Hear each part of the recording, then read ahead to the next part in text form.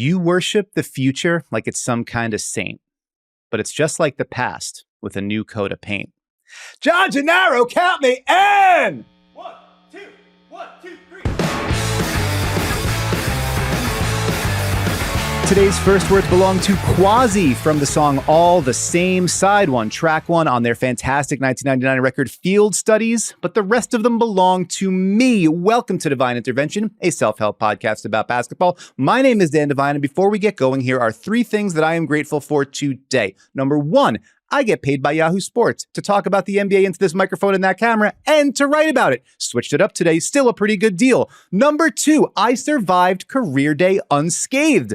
I went to my daughter's school on Friday for career day to talk to first graders and fourth graders about talking about the NBA and writing about it.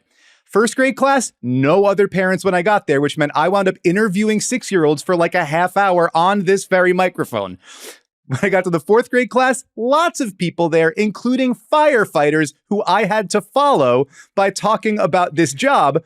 And I had to do it, unbeknownst to me, in front of a PowerPoint presentation that my 9-year-old made to show everybody. And the title of the slideshow was My Dad's Typing Job, which is true, but also a little hurtful and a little bit weird, but it was also very great. And I want to shout out all the teachers and kids at their school who welcomed me to talk about my talking and typing job. And number three, as important as all that, I get to spend part of my morning talking to somebody who also does a typing and talking job and does so brilliantly. My guest today is a wonderful writer and podcaster who has covered the NBA for the Bay Area News Group, Bleacher Report, Real GM, and The Ringer, among other publications. These days, he's the managing editor of All You Can Heat, which is part of the Fansided blog network, and he is the host of the Locked On Heat podcast and one of the hosts of the Locked On NBA podcast, which you can listen to or watch wherever you are getting this. Friends, a warm welcome for Wes Goldberg. Wes, thank you so much for making some time for us. How are you doing today? I'm good, and I'm glad that I can hear from somebody else who struggles to explain what it is that they do, especially around other people with real jobs. Like, you're just like, what do you do? It's like, I watch a lot of basketball, and I have a podcast, and we're like, and you get paid for that? And you're like, yeah. Yeah. Okay. So I had a doctor once, very brusque but efficient older Russian lady who asked me, like, in by way of small talk on our first session, like what I do. And I explained, like, I blog. And she just went very quiet. She's like, this is job? And I said, yeah, it is. I mean, I know it doesn't seem like one, but it is what is providing the health insurance for me to come see you today. Right. So there is a lot of that. And the firefighters were kind of like, okay. I mean, yeah, like the kids were putting on my helmet and I was talking to them about burning buildings, but like what you do is pretty cool. I was like, well, thank you very much, guys. Thank you for your service. And if you ever want to come to the website, I'd really appreciate that. Just need the clicks. Just click. Yeah, right. Exactly. If you can click and if you could subscribe and rate and review, that'd be huge for me, firefighters. Thank you so much. I've asked you here today, Wes, because I need some help getting out of a burning building of my own division. That's not the right word for that. A burning building of my own devising. There we go. I look at the NBA and I look at the Eastern Conference, and there's so many things that have changed and so many faces and new places and teams that are rising and falling. And I get all excited about the future. And I'm starting to have this feeling, this familiar feeling, and I'm sure you're familiar with it, that like our friends Quasi set up at the top, the Eastern Conference playoffs might wind up looking a lot like the past with a new coat of paint because the Miami Heat are coming. And I could think of nobody that I'd rather have talk me through what's going on in Miami than you. And we will get into that. But first, here on Divine Intervention, we always try to operate from a place of joy. So, Wes Goldberg, what is something from the world of basketball that has brought you joy this week?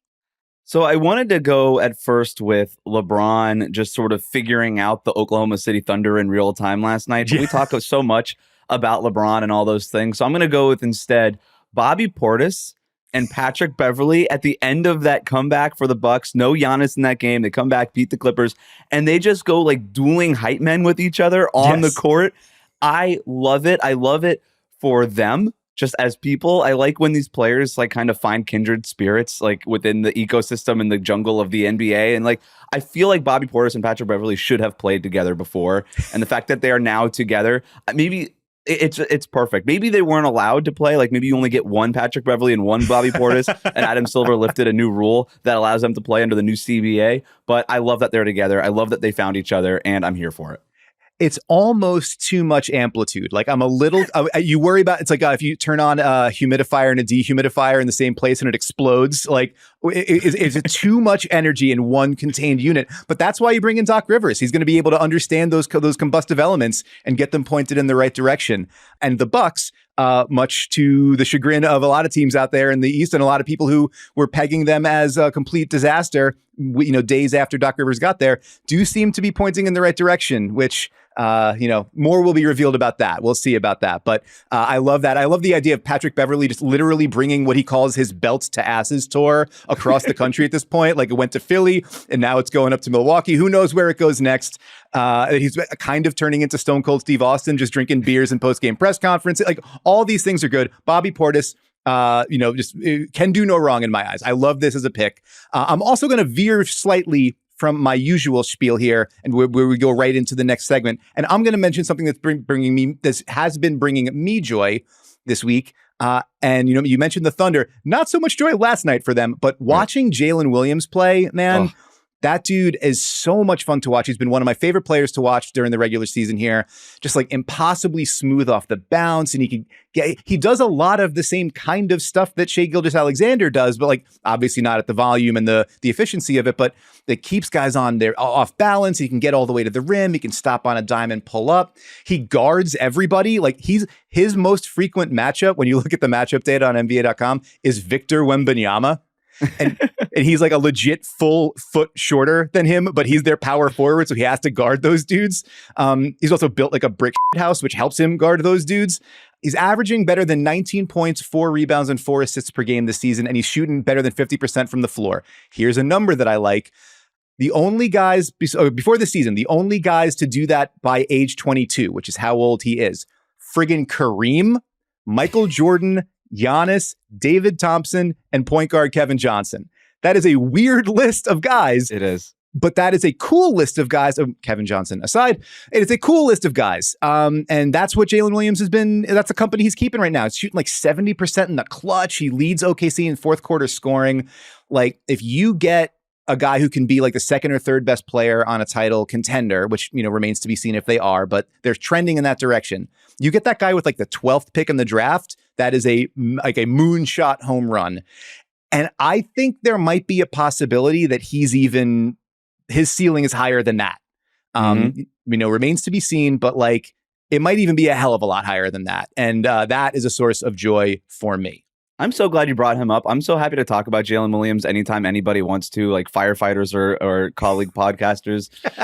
But my favorite, I love watching the Thunder because they're terrifying, and I mean that in a good way. Like, if you're the other team and you're just like, what do you do with this? It's like everybody can handle, shoot, blah, blah, blah. But my favorite part of every Thunder game might be those first few minutes of the fourth quarter where Shai Gilgeous-Alexander isn't in and Jalen Williams is just running the offense. It's a big reason why he is their lead scorer in the fourth quarter, the stat that you cited there. I love it because he's just like, okay, this is my turn. And I'm with you. I'm not putting a ceiling on this guy. When you see him operating the offense, I'm like, what? I don't know how good this guy can be. And we're so blinded by like Shai because he's an MVP candidate and Chet because of all that stuff with the rookie of the year, Chet versus Wemby. But like Jalen Williams is right here showing everybody. He's like, hey, I'm right. I'm part of this conversation. I'm just as big of a reason as anybody else not named Shai that we are where we are at as the Oklahoma City Thunder. He's so much fun to watch. I'm glad you brought him up. One more number before we move on from that. And again, it's like all context is everything. And he's playing in like Shangri-La, right? Where you've got like you said, everybody can shoot, dribble, and pass. Everybody can make the next play. Defenses can't load up. Mark Daigneault has them running all those like guard screening actions, which inverts everything. It just makes people make decisions defensively that they're not familiar with or comfortable with. In those minutes, now some of it is just like, it's just those second and fourth quarter minutes. There's been a couple of games that Shai's missed, but he hasn't really missed very much. 34 points and 8 assists per 100 possessions for Jalen Williams in those minutes. Shooting, and the true shooting is up over 600, like I think it's like 610. That's like, I don't want to speak into existence the last time the overqualified third option on Oklahoma City wound up getting his own team, but I watch him and I wonder, like, what would that look like? So anyway, let's not get ahead of ourselves. I'd like to see this version stick around for a while, but watching him play just like as an aesthetic experience and then also the production, it's been lights out. It's been one of my favorite things. And maybe you'll be able to read about that a little bit at Yahoo Sports. Hint, hint, plug, plug. As we move forward, though, from one point of joy to another, the Miami Heat, man, 3 months into the season, it didn't look like there was a whole lot of joy in Mudville over there, right? Like right around 500, negative point differential, bottom 10 offense, like the stuff that we saw for a lot of last year. And then you hit the second half of the season and Jimmy Butler says, oh, right, I didn't make the All-Star team. I missed a bunch of games. Now it's time for me to start dressing. And 10 out of the last 13, number two defense in the league during that span. Offense back over league average. Jimmy looking very much like Jimmy Butler. Bam Adebayo right around 20 points, 10 rebounds, 4 assists, making another Defensive Player of the Year case. They're coming, man. And now they go from like whatever. I think they're still in 7th in the East, but only a game and a half out of 4th.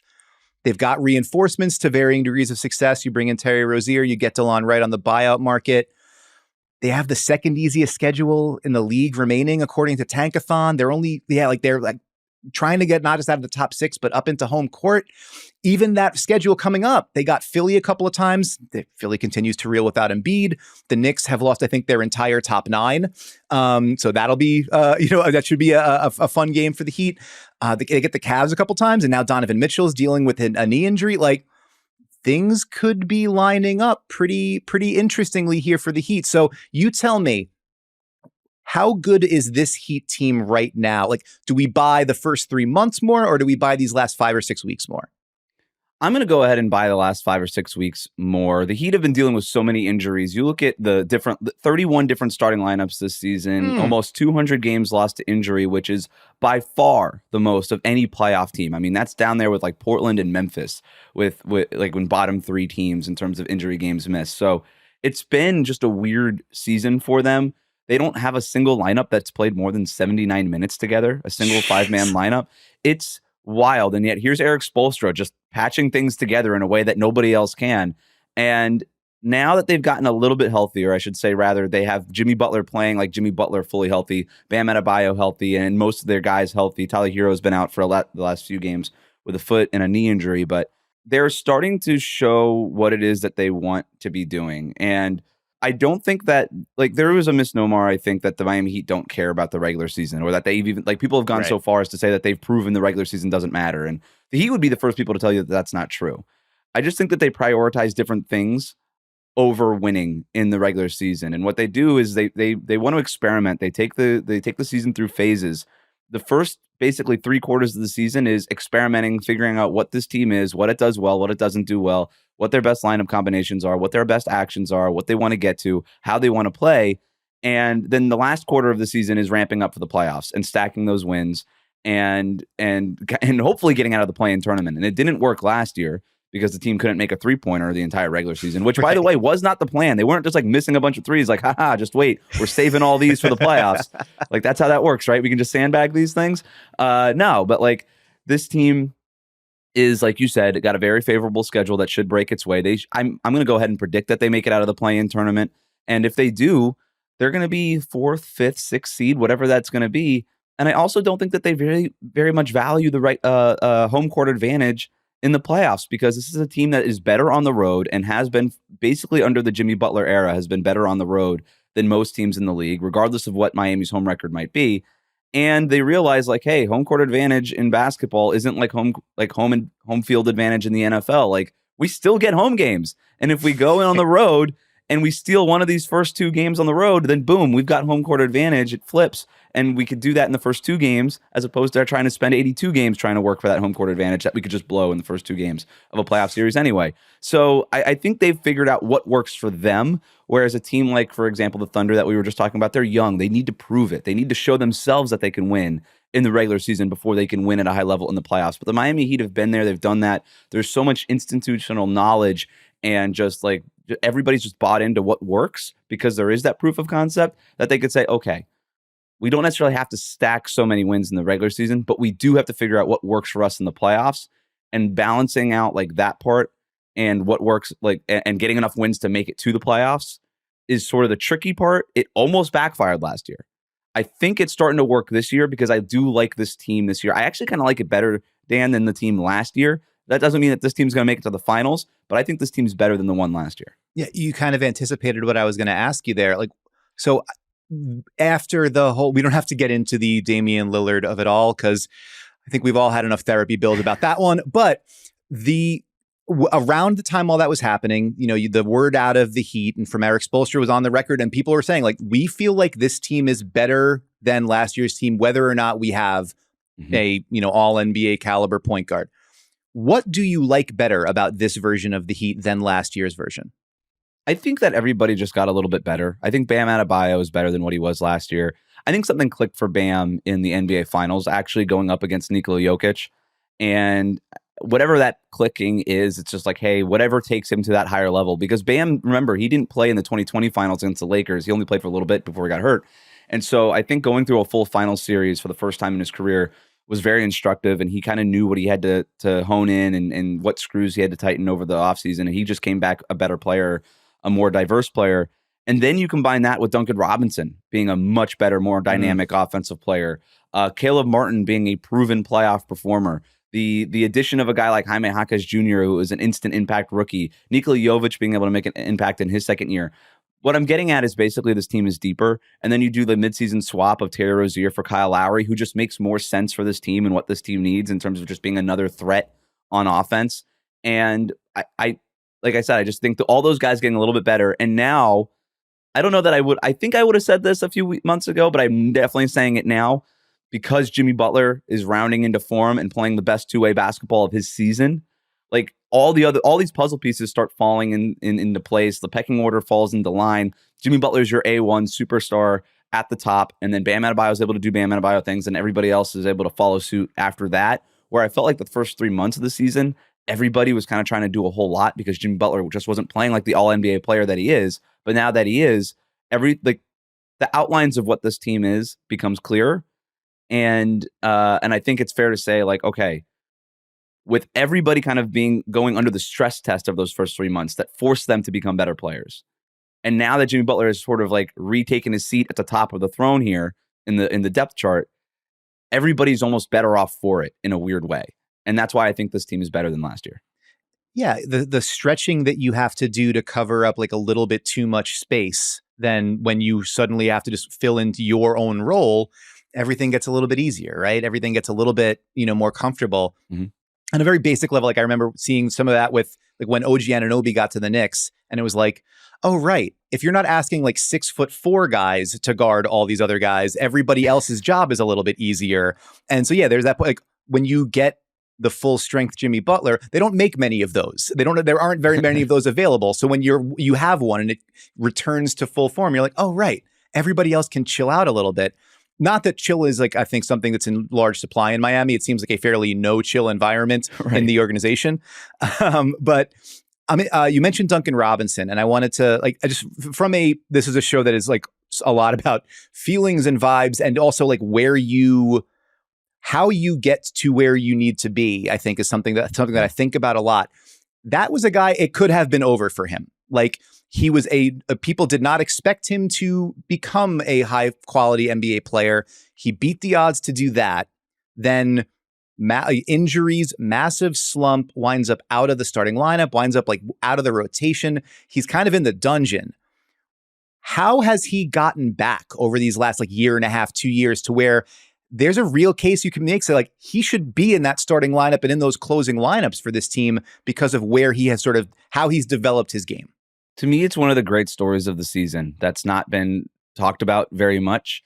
You're right. Like the guy beat the odds to get to where he is and then got the big contract that he was never supposed to get and then went into basically a 2-year shooting slump after signing the contract. And the Miami Heat organization is cutthroat. You said very zero chill. Like it has gotten them to play well and then spitting them out and chewed them out and sent them somewhere else into the NBA, right? Like there's guys who have like kind of gotten there, but not fully.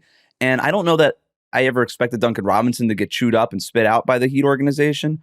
But like there was a time where they were like at least reportedly trying to shop that contract after they signed him to, and he lost his job to Max Strus, who basically just came in and did a better version of what Duncan Robinson was doing for a year and a half. And so for him to just kind of take all that, get in the I think he shot like 33% from 3-point range last year, which is just crazy when you think about Duncan Robinson. And then he just kind of internalized all of it and said, okay, I'm not getting on the court. I've basically lost my job. What am I going to do about it? And I've actually talked to him a lot about this. And he just said, like, you know, I felt like I wasn't really getting opportunity, but I also felt like I wasn't earning that opportunity. And all he could do was kind of go into the gym and work. And it sounds so cliche, but there's dudes that do it and there's dudes that don't, you know, and he's one of those dudes that do it. And I thought in the playoffs last year, Tyler Herro goes down in the first game and suddenly Duncan Robinson is back into the rotation, right? Max Strus comes back, retakes the starting shooting guard spot. And then Duncan Robinson is just back in sort of the mix. And that playoff run where the shots just started going in for him and everybody on Miami, but they kind of caught lightning in a bottle, and that includes Duncan Robinson. That did so much to help his confidence. Like, he's literally told me this. And he had that, and then just the fact that while he was out, he was working on his ball handling, all these things, because I mentioned the shooting slump. He's like, look, if that shot's just not falling, I got to figure out other ways to make an impact. And that's why he started developing the layup game, the off the dribble game, trying to create more dynamic to the two-man game with Bam Adebayo in terms of running pick and roll with him. And he started doing all that and working on all of that behind closed doors. And like in the playoffs, he was able to put that on display. And he was one of Miami's best players in their postseason run last year. And that basically just set the kind of runway for this season. And he just took off. And it's been an awesome year for him, and just so much credit for him for just staying locked in and not letting all that noise. And he's, you know, open about like the noise, you know, he's aware of it. It bothers him. He has to try to stay away from it, all that stuff. We all remember the stuff about the imposter syndrome during that bubble run. Like, he's been very open about his feelings and how he perceives himself as an NBA player. And I think that is actually helpful instead of kind of going the other way where you kind of have these other players that just have like this full, just like irrational confidence. And I don't care what the haters say. I'm just going to go for it. I think of a guy like Jordan Poole, for instance, who's very much like that. Where Duncan Robinson's like, no, these are my things. I'm a problem here and I'm a problem there. Let me fix these things. Let me be self-aware and do all the work that I need to do to be a better player and kind of get to where I need to be. Well, that's that's just like a huge thing that I think people in general can see. Like, if you are not able to have success in the areas that you normally have success, like, all right, what else can you do? Where, you know, if you can't make things the way you used to make them, is there a new way you can make them? Is there another way you can, provide or whatever? And that's really hard to get to. If plan A has worked for you to the tune of whatever it was, like $80 million, and, you know, it's gotten you to that point, like, it's pretty hard to suddenly say like, well, I guess I'll just have to, I'll figure out plan B and C now. Like, that's got to be a really hard thing to face down. And then he does that, and he's at like, I think he's around like 4 assists per 36 minutes this season. He's getting the line more often, like driving to the basket more often. As you mentioned, the layup package, like actually able to finish through traffic, gotten stronger, all these things. Like, as you mentioned, there are countless versions of this story that end with the guy not doing it. Your superpower wears off. You don't have another answer. And the Heat as an organization certainly seem like the kind of place where, like, well, if there is another answer to find, we're going to help you find it, or give you at least the opportunity to find it. One place I'm curious about where the answer lies, you mentioned Tyler Herro, and he strikes me as a source of pretty significant anxiety among Heat fans. Is that fair to say? Yes. And the reason is there's two versions. It's like inside you, there are two wolves. You look at this and there's, on one hand, like inarguably one of the, 3 most talented offensive players on the team, a ball handler on a team that needs ball handling, a shot maker on a team whose half-court offense can get bogged down. You think about all the drop coverage that they see against certain teams, and like he is the guy who beats that with pull-up shooting and playmaking. And so he's like he neatly fits a need and has been productive when he's been able to stay on the court. And then there's the other wolf, the other hand. I think he's only played in 36 of 60 games this season, which is like the 5th year in a row he's missed a significant chunk of time with injuries. The defense never feels as sturdy or sound with him on the floor. They often feel like the best version of themselves when they can play bigger guys or more locked in defensive guys, more versatile defensive players on those wing spots. And now he's out again, and they're ticking up again. And you mentioned the depth and the guys that they've brought in and the guys that have developed. And now all of a sudden, is Nikola Jovic a starter for us? Like all these sorts of questions. Where does Tyler Herro fit into that conversation as we get over these next, 20 odd games? It's such a great, it's a great question. And it's a question, like you mentioned, like it's been asked in Miami a lot. And there's a pretty big split, I think, among the fan base about whether or not Tyler Herro should start, because they see the hooper, right? Like Tyler Herro's a hooper. He's a hooper. He is the hooper on the Miami Heat. He's really one of those like uber, eye test numbers kind of style substance kind of guys, which is not to say that he doesn't have numbers or he doesn't have substance. It's just, but like the way he plays and also presents makes him somebody that is a very like a big dividing line on that kind of conversation. And a fan favorite in Miami. Like there's few players at Kaseya Center who, when they check in, get as loud of cheers as Tyler Herro, because people just enjoy watching him play. Sure. And it's an entertainment product. And so, yeah, all those things. And then yet it's undeniable that you watch the starting five with Duncan Robinson and Tyler Herro's place, and it just functions a little bit better. It's just a little bit smoother and it flows a little bit nicer. And I think the reason for it is that Tyler Herro is a young player who wants to be an all-star. We know that. He wants to be known as one of the best scoring guards in the NBA. And to get there, you need room to roam. You need to be able to get into those mid-range shots, show off that dribble package that you've been working on for the last 3 summers, like all those things. And I do think that this year, when he's been healthy, he's been better at embracing, okay, let me be more of a catch and shoot guy when I'm playing next to Jimmy Butler and Bam Adebayo. And when I kind of get some time on that second unit without Jimmy Butler, I can just run the show a little bit more often. And I think the Heat have found something. And then he goes down with the knee injury against the New Orleans Pelicans at the end of that game. And now he's dealing with a right foot sort of soreness that's been kind of lingering all season long. So we don't know when he's going to come back. But I don't know what they're going to do. I thought that they had an opportunity earlier in the year when he missed time, that when he came back and Duncan Robinson started showing off all the things that we were talking about the first time earlier in the season, that, okay, Duncan Robinson has deserved it. The difference between, because Duncan, when he was just like a 3-point shooter, you needed the on-ball creation that Tyler Herro provided. And now that Duncan has provided some of that on-ball creation, the gap between Duncan Robinson and Tyler Herro in terms of on-ball creation isn't as wide as it used to be. He can at least provide some of that for you. So can you go to Duncan Robinson now in that starting unit? I think their argument's never been stronger. And I thought that there was a chance for Spo to bring Tyler off the bench when he came back from the first injury. But as soon as Tyler was healthy, Spo went right back to Tyler Herro and in that starting lineup. And I think there's a lot of reasons for that might be politically charged in terms of the contract, in terms of the fact that, hey, this is our best young asset. And branding wise, like trying to trade a player who's a starting shooting guard and 20-point per game scorer is easier than trading a sixth man who's sort of a 20-point per game scorer. Just like that doesn't have as much sizzle in terms of being a cornerstone in a trade package.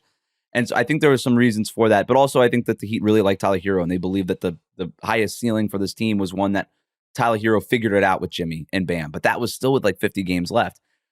I don't know how many games are going to be left when Tyler Herro comes back this time.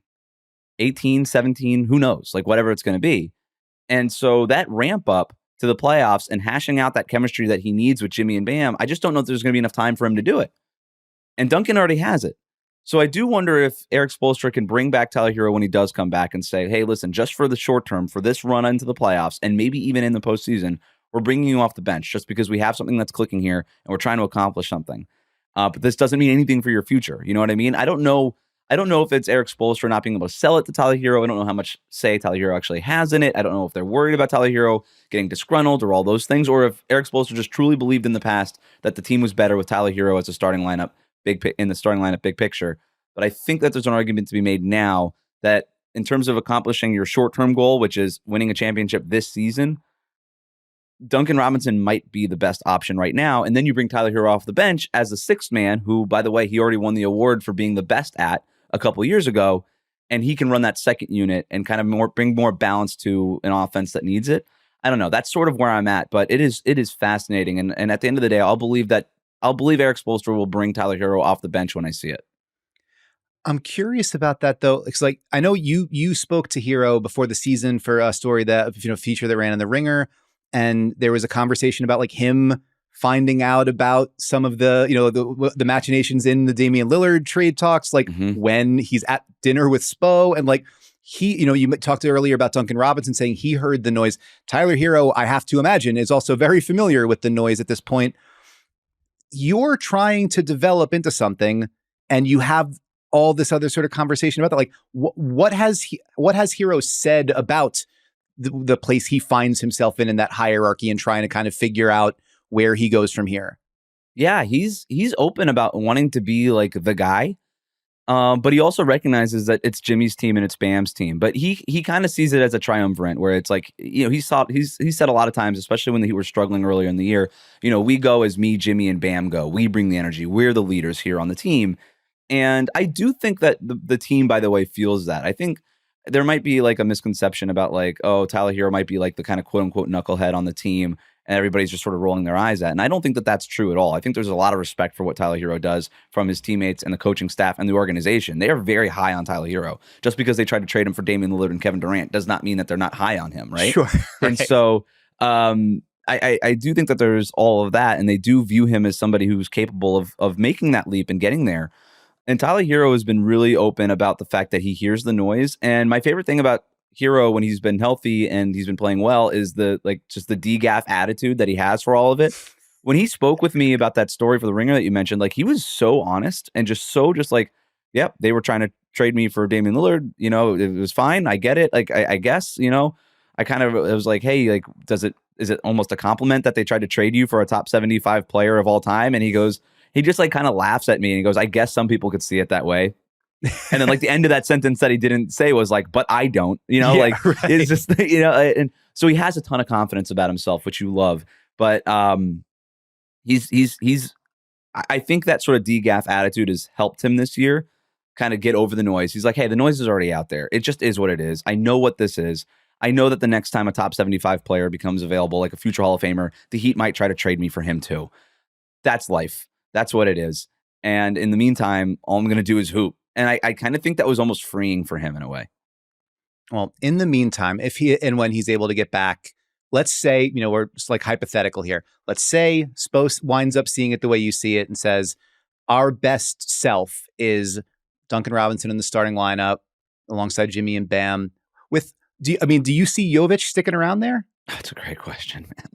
I don't know. They have been reluctant to start Tyler Herro and Nikola Jovic together, but less reluctant to start Duncan Robinson and Nikola Jovic just together. Got more size there, and a little bit more stability, I would imagine. A little bit more stability. I think just him having 5 inches, Jovic on 5 inches on the other power forward options, whether it's Haywood Highsmith or Caleb Martin, definitely helps. I think this is part of the experiment. I don't know that even the Heat would tell you that they know if Jovic is the permanent starter. I think they're still trying to figure it out. All right. Well, who insert for here? I also wouldn't be surprised at all if when it matters most, that's Caleb Martin, even if he's given up size, just because they've seen it and they feel comfortable with it on the two-way play. You get Tyler Herro off the bench. You've got more or less health. Kevin Love's back, who's been sensational for them this season. Like, you have the full complement of dudes.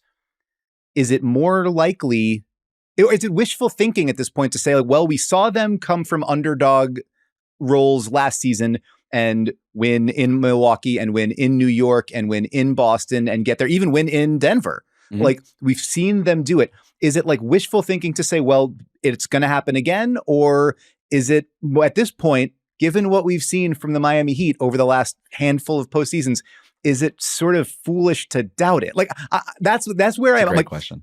It doesn't look like the boogeyman I imagined, but it still looks a hell of a lot like the boogeyman. Right.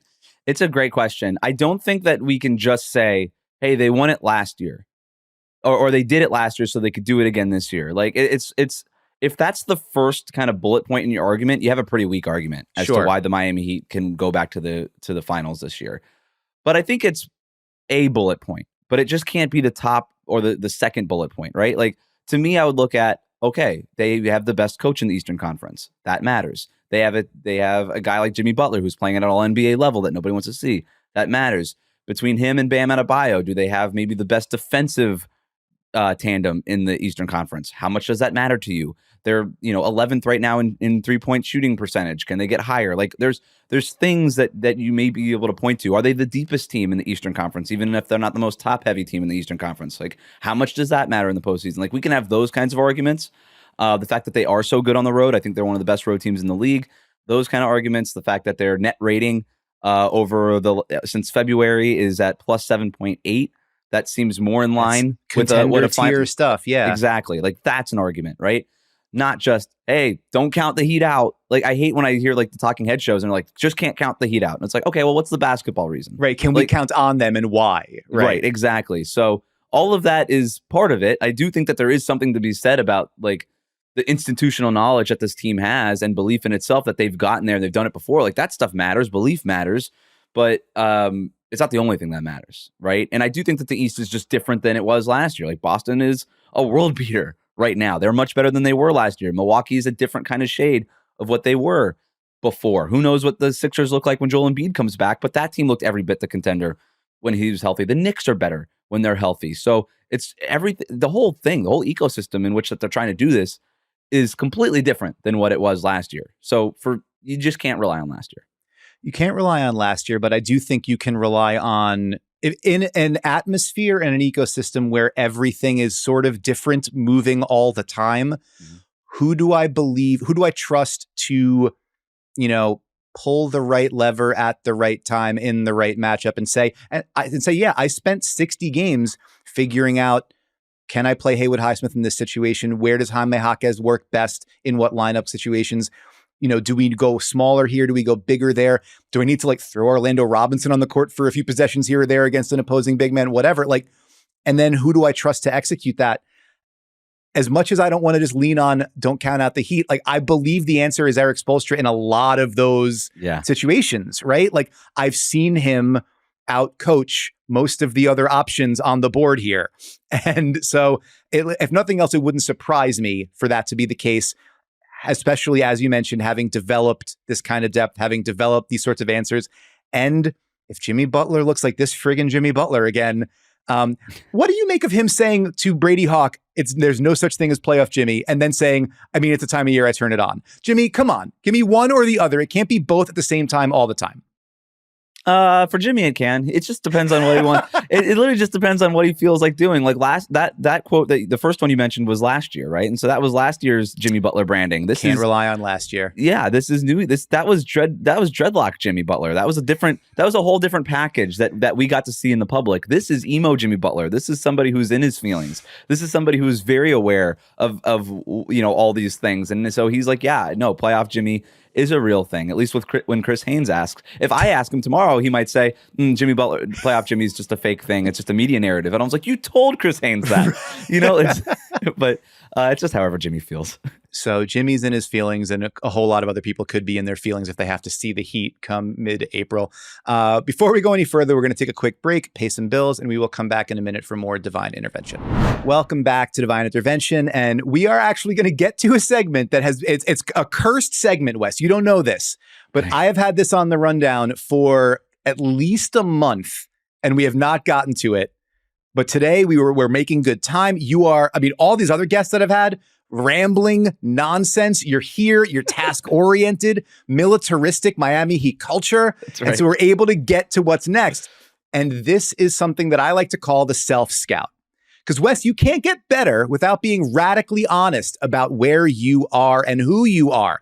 The self scout is an opportunity for us to identify one strength in our game worth highlighting and one, I won't say weakness. Weakness is strong, but we try to be positive about self-talk here. So let's go with an opportunity for potential improvement. I will start, and I'll give a strength and I'll give a weakness. If you want to jump in, you feel free, but I want to make sure there's a safe space for you to engage as you feel comfortable. Okay. A strength in my game is that I'm getting more comfortable in the kitchen. I'm not flashy with it. Not going to be out here on Chopped or one of these like amateur cooking shows. I don't have an especially deep bag of recipes. I'm not going in there into a hefty dribble package. I'm not have a natural playmaking touch when it comes time to create out a structure with spices and all sorts of other things. But I can execute the game plan, specifically on what my kids want for breakfast and then the several dinners that they will allow myself to cook. And the family dinner repertoire is starting to grow. There's spaghetti and meatballs, general stuff. Baked chicken and rice, sure. Baked ziti, I kind of crush baked ziti. Let's be honest about this. A little bit of pork tenderloin, some like breakfast for dinner stuff, omelets, chicken, waffles, do some different things there. I'm adding to the game. That's the idea. I'm adding to the bag, and I'm trying to get some stuff on the plate that they'll eat so we can have more family dinners together where we actually sit and spend some time together. It's been a point of emphasis, like officiating, And it's something that we're working on trying to get better at. And I can say I'm getting stronger there, Wes. And that's something that I feel good about me. I love that. And you know what? Everybody's got to know what their strengths are in the kitchen too. Like I'm the opposite of you. Like my weakness is like, hey, give me directions. And I'm like, nope. As soon as I get to like 0.2 in the direction, like preheat oven. Okay, got it. Fold cheese into whatever. I'm like, nope, don't know what that is. Get out. don't know what that is. And then I just throw it away. But I really like to experiment in the kitchen. I'll just like throw spices. And for the most part, it comes out okay. I don't deviate too much. It's like chicken. It's salmon, it's stuff like that. Right. I don't get crazy, but I feel like I can just whip something up in the kitchen. I feel good about that. I think my self-scout, I'm really good at before we get further, you realize that was a very Eric Spoelstra kind of answer to cooking, right? You're like, I don't have a whole lot of, I know where I want to get to. I know generally where we want to arrive at. Right. And we'll find our way there as we go. So it works in context. So I'm sorry. Right. Go ahead. You're self-scout. I think the Duncan Robinson, what's the Duncan Robinson of spices? Is it like it's like it is like it's a little versatile. It's not as versatile as like salt, but it's like a cumin might be. Like you could add it into more things than you think maybe. Can I tell you? So it's one of the few things where I've actually sort of been inventive in a way that like it wasn't on the page and I kind of just had to figure it out. So there was a pork recipe that I was making. I had to make like a cream sauce. It was like a French-based kind of thing. So it was a wine cream sauce. But I'm like, this is like too wine forward what I've got here. I maybe put a little too much in. What do I do? How do I cut this? Cinnamon in the wine cream sauce. And it cut it right in half, made it a little bit sweeter notes. And there's a little bit of like a Thanksgiving vibe almost. It was a little bit like that. And we'll get back to that. But it's the idea of, I looked in the spice rack and I'm like, I don't know what the hell I'm doing here. All right, I got to like de-brown dunk it, like just take it and kind of like close my eyes and hope for the best. And it worked. And I felt like I was about 15 feet tall and bulletproof from that point on. So I don't know if Duncan Robinson is you know what? Let's be kind. Today, Duncan Robinson, you are the cinnamon. That's the spice for you. I like that. It's a superfood. It's a superfood, man. I love it. That's right. Outside of the kitchen, I'm really good at just crushing to-do lists. I'm really good at making to-do lists and then crushing those to-do lists. I have a to-do list is everybody needs to know what motivates them. A to-do list that I made motivates me. Like if I have it on there, I will do everything in my power that day to make sure that thing on the to-do list is done. Incredible. There's it's an old Bright Eyes lyric. It was like, it's too hard to focus through all this doubt. Keep making these to-do lists, but nothing gets crossed out. I'm a little bit like that. Like I will have them as sort of running drafts, but this is not a firm entity that I need to crush out before the end of the day. That's incredible though. That is, again, we talk about staying task oriented, being motivated. Wes, that is something you should feel good about. You should feel proud about that. Yeah, I mean, granted, like these to-do lists are usually like 3 things long, and one of them is usually just like eat breakfast. But like, I'm crushing them. That's all right. Attainable goals. That's exactly right. It's about motivating yourself to get to the next step. I love that. Yep. But if we're gonna scout, we also have to be honest about the areas for improvement. I am terrible at long range planning. Like you're talking about to-do list, and that's a today thing. I can do today, right? It might not be on crossing out a list, but I got to get this thing filed. I've got to have this recording session. I got to be prepped for this. I got to pick the girls up at this time from after school, whatever. Insert thing here. I can do that. My wife and I are trying to figure out like summer vacation stuff, like after the girls are out of school. And it's like, so in mid-July, what are we doing? And I'm like, I find myself, it's like the Zach Galifianakis gif where the math is going past his head from The Hangover. And I'm just like, I'm like frozen in place. I lock up completely where I'm like, because of this stuff, I only think about like trade deadline, first round of the playoffs, first round of the playoffs. Am I traveling for the finals? Beginning of free agency, like everything is like in 2-week or 3-week chunks. Right. And then when you get like in 6 months, what are we doing? I absolutely buckle. So it's an area I got to work on, especially because every time we have one of those conversations, my wife, I can see the hope in her eyes where she's like, maybe he'll be ready for this conversation this time. And I have been disappointing her on that score for years. I relate to you so hard on this. My wife will come up. She actually asked me so I'm with you on the NBA calendar. I see nothing beyond it. Yeah. My wife she tried to frame it as an NBA calendar thing. She's like, so Summer League in Vegas in July, what if we also built a trip into LA around that? And I go, I'm like, what is July? I don't understand July. Am I even going to be a person in July? who am I? Like that seems like a different person to me in July. Like that's somebody else's problem. You deal with me in July. I can't deal with me in July right now because it's March. And I'm totally with you. Like my children try to make plans like, oh yeah, we should go to Europe in August. I was like, are you kidding me? Europe in August? Like the Heat play the Pistons tonight. I can't look beyond that. Like what am I supposed to do with this information? This is not a failing of our partners. This is a failing of our brains and the way that we have been like, it's like factory farming and raised in a very small box. Like we cannot think outside of it. Every other normal person can in March think about October. It's the same year, except for basketball writers.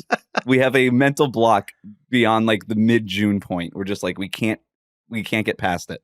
I love that. That's a great weakness. I had a little that is my number one weakness, and I'm glad we share it. My other one is that I have a severe deficit. I am so woefully ignorant when it comes to classic movies. Like, oh, okay.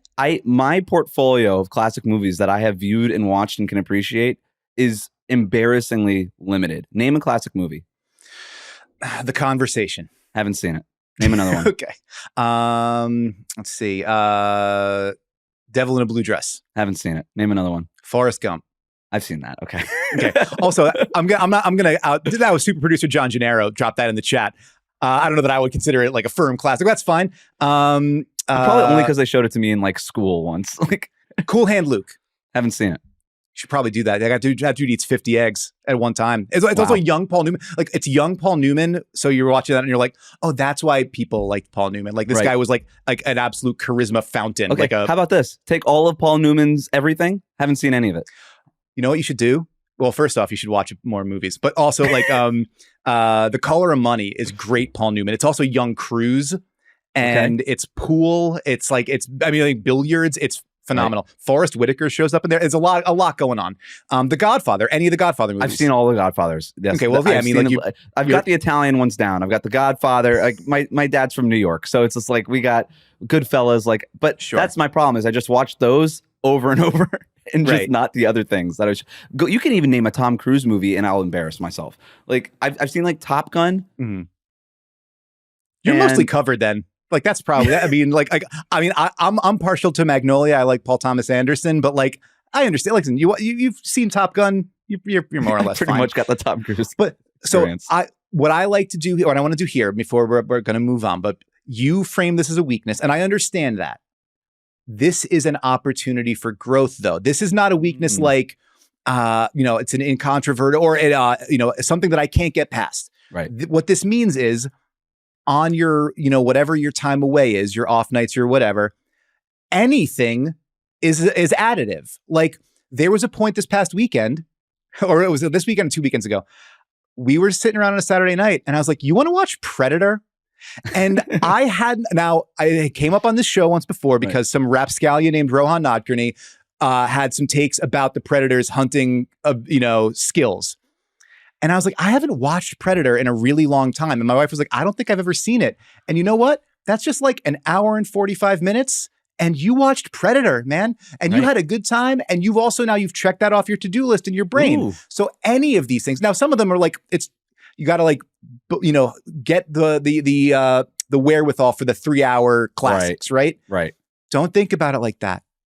It's got to be like, and then even the parenting for me is also like, you might only have an hour. So you know what? Some movies take 2 nights, and that's like, it's not an ideal delivery mechanism, but it's, if you can watch a show over the course of a month, why not watch a movie over the course of a weekend? These are not ideal circumstances, but listen, sometimes when the bullets are flying, you just got to figure out a way to get something done.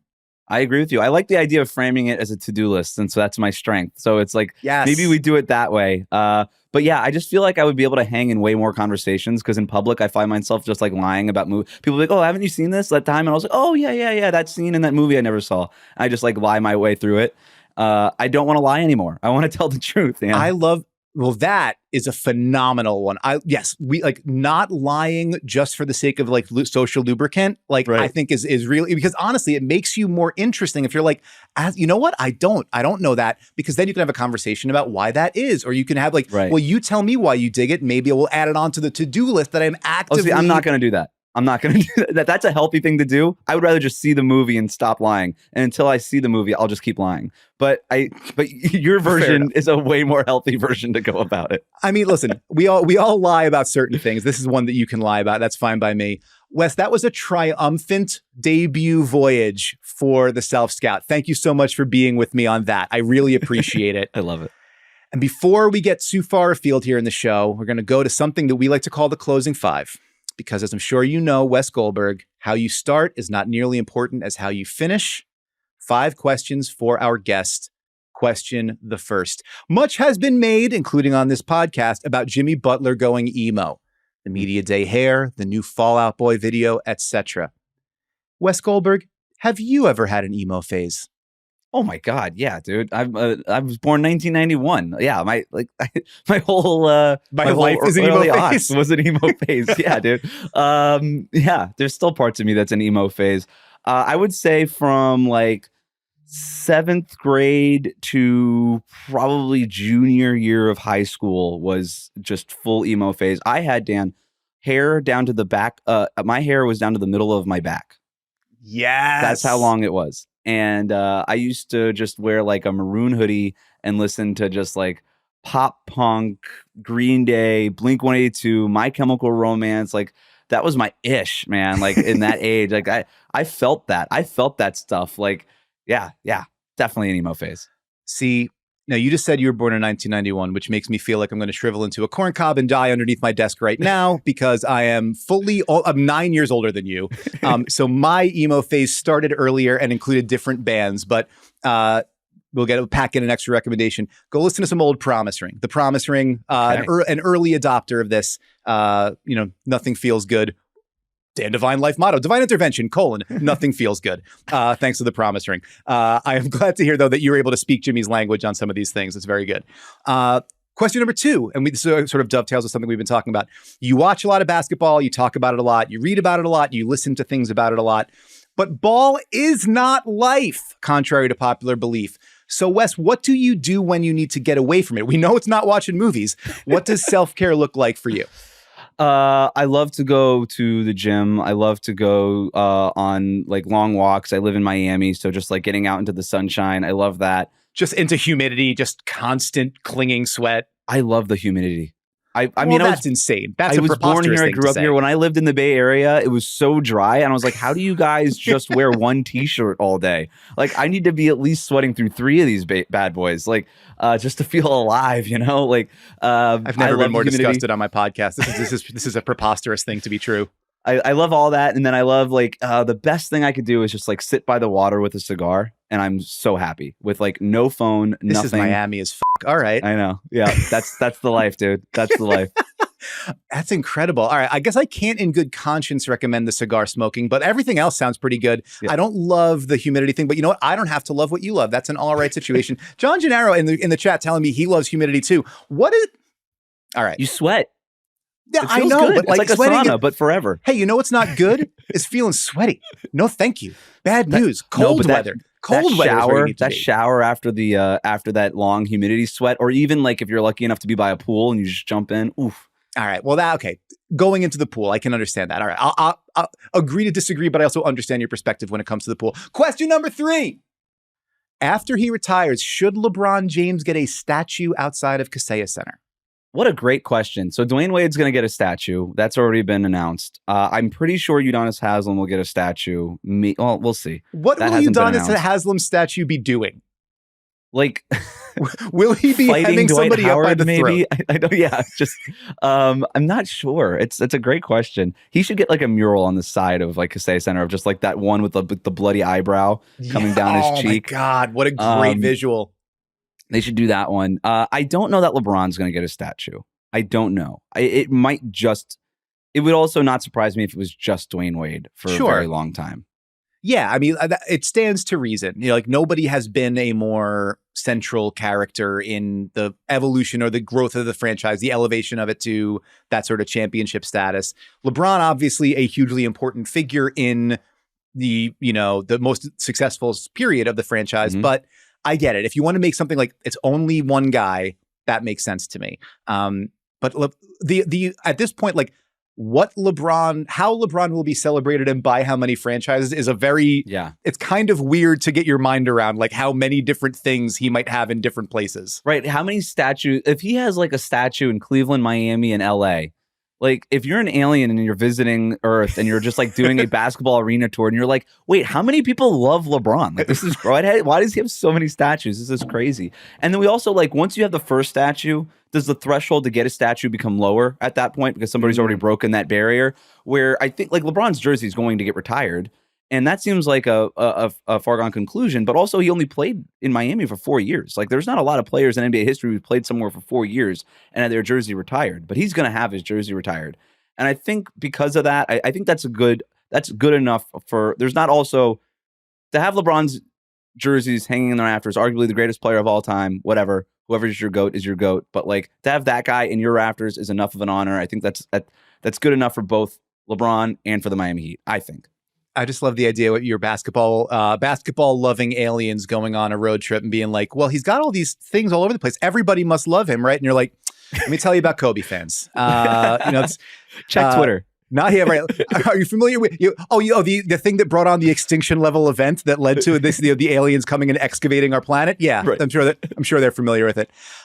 Question number 4: you have publicly called Whitesville brand T-shirts the perfect T-shirt. This is not an advertisement. I'm just curious about shirts. What makes it better than other T-shirts? That is so funny that you brought that up. I'm literally wearing one of them right now, and this is a Whitesville tee. I think you could see, right there, boom. And we'll zoom in on that. People on YouTube can zoom in on that. Zoom, technology, baby.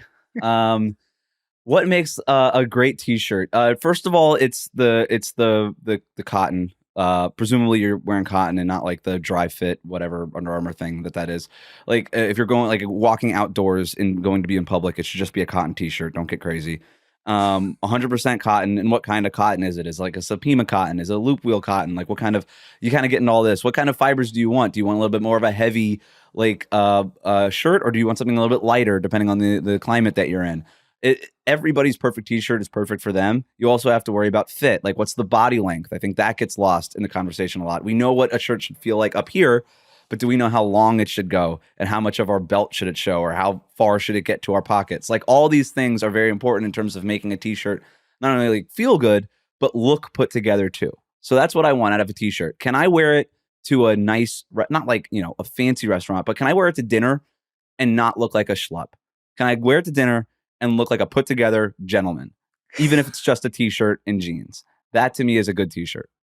Why the hell did I spend all this time asking you about basketball? I could just ask you about T-shirts and that would be a full length, enjoyable conversation that I would learn a lot about. Because guess what? I always look like a schlub, no matter where I am and what I'm wearing. So the idea of like actually having to like, you started naming types of cotton and I was like, you left me 5 exits ago. I don't know where the hell we are right now. This is incredible information that I'm getting. Speaking of incredible information, question number 5. It is March, which means everybody's going to be filling out brackets. And I need to talk to you about a bracket you once filled out. It was on your Substack. In 2021, the Thanksgiving Sides Giving Bracket Challenge from the Today Show. Stuffing was your winner as the best Thanksgiving Day side over rolls, which is a very bread-heavy final. I respect that. I understand that from a carbs perspective.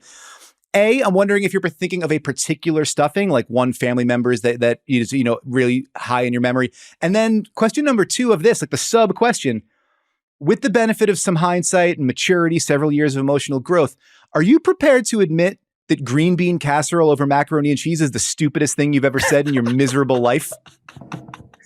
So I'll start with the stuffing part. I'm thinking about my mom's stuffing, and she makes a great stuffing. I'm surprised I had stuffing versus rolls in the final. It must just be a weird way that bracket fell. But you can never project upsets on some of the the 8-9 lines. Who knows? Right. Every once in a while there's a random 4-13. Tough to say. What did I have? I had green bean casserole over mac and cheese. You did. Good for me. You know what? Sometimes, you got to sell content, Dan. You gotta have something clickbaity there. Like, did I label the bracket like conclusive Thanksgiving Day bracket? Why green bean casserole is better than mac and cheese? Like, sometimes you just got to sell the content. Should call it a Trolls Giving bracket. You heathen. It's brutal. What's your favorite Thanksgiving side? No, it's stuffing. Stuffing's delicious. It's delicious. I can't argue with that even a little bit.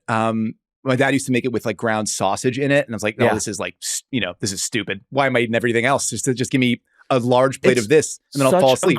It's got everything. It's got bread. It's got protein. I think there's a vegetable in it somewhere, like Might mushrooms, be some celery in there some somewhere. celery. That's good for you, right? Like, it's got all the, like, why can't I?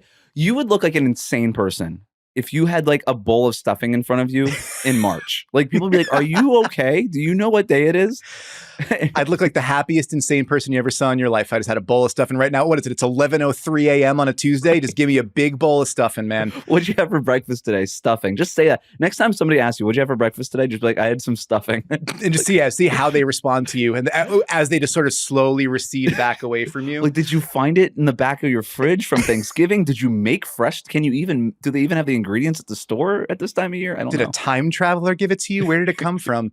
You know what the sad thing is? So two things are true. One is an embarrassingly large proportion of my meals now consist of things that my kids did not finish. And then also on a morning like today where we've got the recording, but I also had something I had to file. I was up at like 4:00 in the morning. So breakfast was like the crust of a grilled cheese and half of a peanut butter and jelly. And you're like, I don't know. I mean, 4:00 in the morning with coffee. I was like, sure. What the hell? I'm living wrong and I'm living weird. And I don't know exactly how to explain it, but I do know that macaroni and cheese beats green bean casserole every single day of the week. I can't in good conscience recommend Wes Goldberg's takes on green bean casserole versus macaroni and cheese. But before we get out of here, we do give a weekly recommendation each week. Does not have to be about basketball. Can be about absolutely anything. Past examples have included listening to Andre 3000's flute record while doing stuff, going for a walk outside, eating Outshine popsicles was Caitlin Cooper's, which sticks in my brain a lot. Various books. Zach Lowe recommended something about like facial recognition technology. Jason Concepcion recommended the histories of Herodotus. There's a lot going on this show. So it can be whatever. It could also be TV shows and movies and whatnot. So Wes Goldberg's is something that is cool and good that you like, that you think other people would enjoy. The floor is yours. I don't read books. I have a lot of them. So I can't recommend any of them. Pull quote. Going to put that on a social graphic, just under a picture of your face. I don't read books. I have a lot of them. And I like that you mentioned some of the people, like the top people in our industry, reading like facial recognition books. I was like, is that where I'm falling short? Dog, I am reading comic books. I'm legitimately reading, over on that dresser right over there is just 3 graphic novels. And I'm like, well, all right. It's good enough. At least it might be a gateway to words. I don't know. We do enough words, all right? It can be something else. I'm not even using my eyes. I'm going to go with one with my ears. The new Schoolboy Q album, Blue Lips, is nice, phenomenal. If you were going to ask me to recommend a top song, I don't think I could even do it because to me, I think it's his best album yet. I love School. It's his first album in 5 years, and so I was really excited to listen to it, and it did not disappoint. Great for the gym. Great if you're going for a walk.